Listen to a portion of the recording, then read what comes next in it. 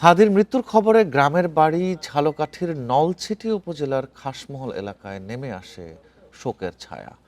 মৃত্যুর খবর শুনে আত্মীয় স্বজনরা ছুটে আসেন তার বাড়িতে। হাদির স্মৃতিচারণ করতে গিয়ে অনেকেই কান্নায় ভেঙে পড়েন।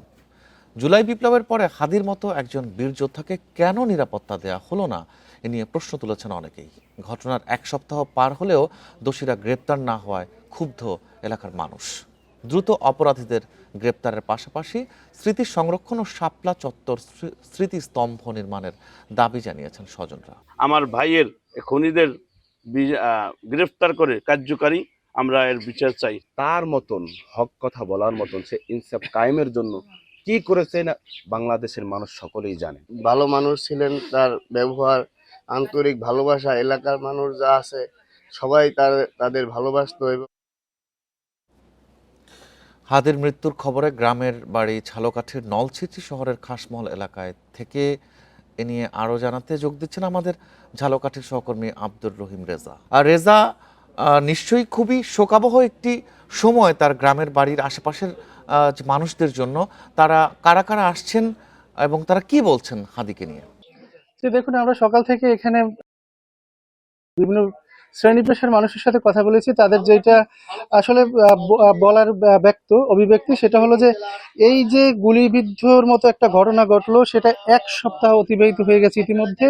এখন পর্যন্ত কিন্তু সেই খুনিকে আসলে গ্রেফতার করতে আইন শৃঙ্খলা বাহিনী সক্ষম হয়নি। এ নিয়ে কিন্তু আসলে এখানে যারা যে কয়জনের সাথে আমরা কথা বলার চেষ্টা করেছি, সবার মধ্যে কিন্তু একটা আসলে ক্ষুদ্র প্রতিক্রিয়া এবং ক্ষোভ বিরাজ করছে। তারা বলতেছেন যে হাদির মতো 5ই আগস্টের পরে হাদির মতো একটি আলোচিত ব্যক্তিকে প্রকাশ্যে দিবালোকে ঢাকা শহরের মতো জায়গায় গুলি করে যারা অভিযুক্ত বা গুলিবিদ্ধ করার সাথে যারা জড়িত, যাদেরকে আইন শৃঙ্খলা বাহিনীর পক্ষ থেকে শনাক্ত করা হয়েছে, মোটরসাইকেলটিকে শনাক্ত করা হয়েছে, চালককে গ্রেপ্তার করা হয়েছে, কিন্তু মূল যিনি মাস্টার মাইন্ড, যিনি আসলে এই কিলিং মিশন সাকসেস করেছেন, সেই ব্যক্তিকে কিন্তু এখন পর্যন্ত আইন শৃঙ্খলা বাহিনী গ্রেপ্তার করতে পারেনি। এটা নিয়ে কি আসলে এখানে হতাশা বিরাজ করছে।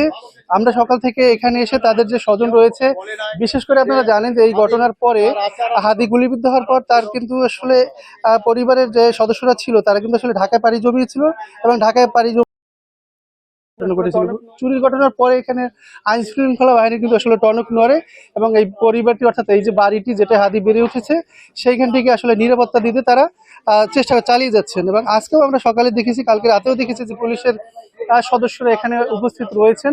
এখানে আমরা এসে স্বজনরা যে রয়েছে, তার যে বোন এবং ভগ্নিপতি, তিনি আমাদেরকে যেটা জানিয়েছেন যে অনতি বিলম্বে তার আসলে যারা খুনের সাথে জড়িত তাদেরকে গ্রেপ্তার করে ফাঁসি কার্যকর করার দাবি জানিয়েছেন। পাশাপাশি তার যেহেতু শাহবাগ থেকে আসলে তার মাধ্যমে পরিচিতি, সেই শাহবাগের স্মৃতিস্তম্ভ নির্মাণ এবং তার যে লেখালেখি রয়েছে সেগুলো দ্রুত যাতে সংরক্ষণ করা যায় রাষ্ট্রীয়ভাবে, সেটার কিন্তু দাবি জানিয়েছেন।